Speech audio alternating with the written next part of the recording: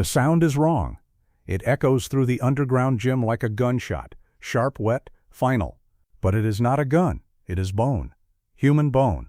The tibia, to be precise. The strongest bone in the leg, snapping like a dry branch under a boot. Then comes the scream. Not a scream of pain.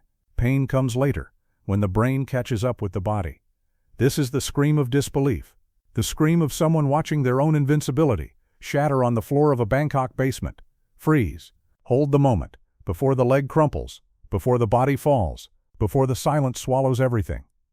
How did we get here? Bangkok. November 1971, 3 hours earlier.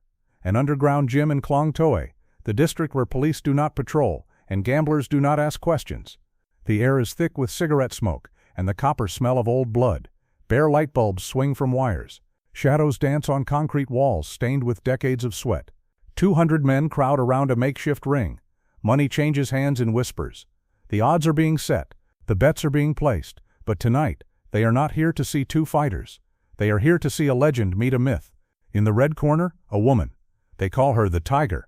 Samra Fetcharan, 26 years old, 47 fights, 47 victories, 0 defeats. She has broken more bones than most doctors have seen. Her shins are not flesh anymore. They are iron, forged through years of kicking banana trees until the nerves died, rolling glass bottles across the bone until it calcified into something harder than wood. The men who bet against her learned expensive lessons. The men who fought her learned painful ones. 3 never walked again. She stands in her corner now, 5'7", 130 pounds of compressed violence. Her eyes scan the crowd, not with arrogance, but with the calm certainty of someone who has never been proven wrong. Internal monologue. They come to see me fall. They always come to see me fall. 47 times. They have paid for disappointment. Tonight will be 48. In the blue corner, a man. Small. Chinese. He wears no gloves, no wraps. Just black pants and bare feet. He looks like a tourist who wandered into the wrong building. The gamblers laugh. The odds shift. 10-1 against him. Easy money. But some of the older trainers do not laugh. They have heard stories. They have seen photographs. They know the name that travels with this face.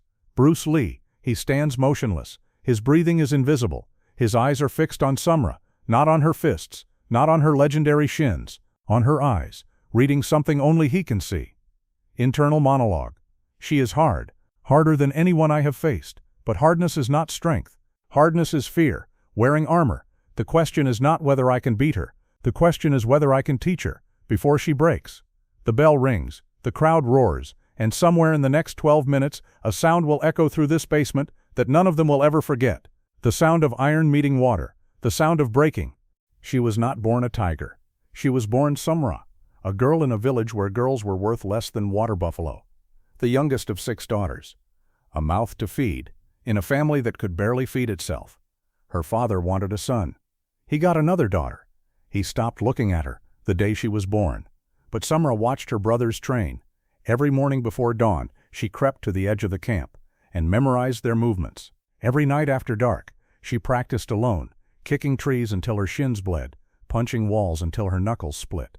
At 12, she cut her hair, bound her chest with cloth, walked into a Muay Thai camp in Chiang Mai, and said one word, train. They thought she was a boy, a small, strange boy with soft features and hard eyes. They beat her, they starved her, they made her sleep with the dogs. She stayed. Flashback. Chiang Mai, 1959. The trainer stands over her. She is 14. She has just lost her 3rd fight, a bloody, brutal loss that left her nose broken and her ribs cracked. You are weak, he says. Soft. The world will break you. Then make me hard. Hard enough to never break, hard enough to break everything else first.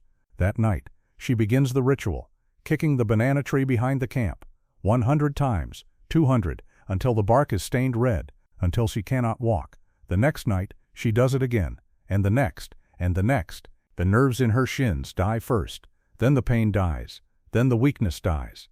What remains is iron. By 20, her secret was discovered. The camp that raised her tried to cast her out. A woman fighting men was an abomination, they said. She fought the 3 best students on her way out the door, left all 3 unconscious. The underground circuit welcomed her. They did not care if she was woman or man. They only cared if she could bleed, if she could make others bleed. She could. 47 fights, 47 bodies carried out. The men who mocked her gender learned that bone does not care who breaks it. Internal monologue. They made me hard because I had to survive. I had to become a stone to cross the river. Now I am the stone that sinks everything it touches. 3 hours before the fight, Bruce Lee sits in a tea house across from the gym. An old man who once trained fighters tells him about the tiger. She is not human anymore. She killed the part of herself that feels. Everyone feels. Not her. She kicked a concrete pillar for 6 months until the pillar cracked. Her shin did not. Bruce sips his tea. Silent. Why does she fight? The old man pauses. No one has asked this before. Because she does not know how to stop. She became hard to survive. Now the hardness is all she has. Bruce sets down his cup. Then this is not a fight. This is a rescue. A messenger. A photograph. A single sentence, written in Thai. The Chinese movie star thinks he is a fighter. Come to Bangkok. I will show him what real fighters are made of. Bruce could have ignored it. He had films to make, students to teach, a legacy to build, but he saw something in the photograph. In her eyes. Behind the iron. Something trapped. Something drowning. Internal monologue. She does not want to fight me. She wants to be stopped. She has been running so long, she forgot how to rest. The hardest prison is the one we build ourselves. He accepted, not to defeat her, to free her. Round 1. Sumra explodes from her corner, like a grenade with legs. Her first kick cuts the air, with a sound like ripping silk. It connects with Bruce's forearm, and the impact echoes through the basement, like a car door slamming. The gamblers flinch. Some of them have heard that sound before. It usually means broken bones. Bruce absorbs it. Steps back. Another kick. Lower. Aimed at the thigh. The classic Muay Thai leg destroyer. Bruce checks it with his shin. The collision sounds like 2 baseball bats meeting mid-swing. He steps back again. Internal monologue. Her conditioning is real. Every story is true. Her shins are iron. Her commitment is total. But total commitment is not strength. It is a locked door. And locked doors cannot retreat. Sumra presses forward. Jab, cross. A spinning elbow that misses by inches, but moves the air enough to feel. She is a storm, relentless, overwhelming, beautiful in her violence. The crowd roars. Money changes hands. The 10-to-1 odds are looking generous. Round 2. Bruce is still retreating. To the untrained eye, he is losing. He blocks. He deflects. He moves. But he does not attack. Sumra throws 17 strikes in 60 seconds. Bruce throws 0. The gamblers laugh. The movie star is scared. But the old trainers see something else. Bruce Lee is not retreating. He is reading. Internal monologue. Every strike is 100%. Maximum power. No half measures. When she commits completely. That is her strength. That is also her death. Sumra lands a body kick. Bruce's ribs compress. He exhales sharply. She grins. You are fast, little man. But fast does not break bones. Hard breaks bones. Bruce says nothing. He circles. He waits. Round 3. The crowd senses the end coming. Sumra has found her rhythm. Bruce is breathing heavier. The math is simple. She is winning. Then Bruce stops moving. He plants his feet, squares his shoulders. For the first time in 8 minutes, he is not retreating. The basement goes quiet. Even the gamblers feel it. Something has shifted. The water has stopped flowing. The water is waiting. Sumra's eyes narrow. She recognizes the invitation. She has seen it 47 times before. A fighter who has given up. A fighter who wants it to end. She will grant the wish. Internal monologue. Sumra, he is done. They always break eventually. The movie star lasted longer than most. But iron always wins. Iron always wins. Iron always stay. She loads her right leg. The legendary kick. The Cobra strike. A diagonal shin attack that has ended 43 careers. It generates enough force to crack concrete. It has never been checked. It has never been stopped. The basement holds its breath. Sumra's hip rotates. Her shin rises. 10,000 hours of conditioning focused into one moment, one weapon, one target. Bruce Lee's ribs. Time slows. Internal monologue. Bruce, there, the commitment, the lock. She cannot stop now. She cannot change direction. She has given me everything I need. Now I give her something back. Not force, not hardness. Structure. The hardest tree breaks in the storm. The bamboo survives. Let her iron meet my architecture. His knee rises. Not a block. An interception. The Jeet Kune Do check. Bone meeting bone, at the precise angle where force redirects into itself. Time stops. Sumra's leg rises. The Cobra Kick.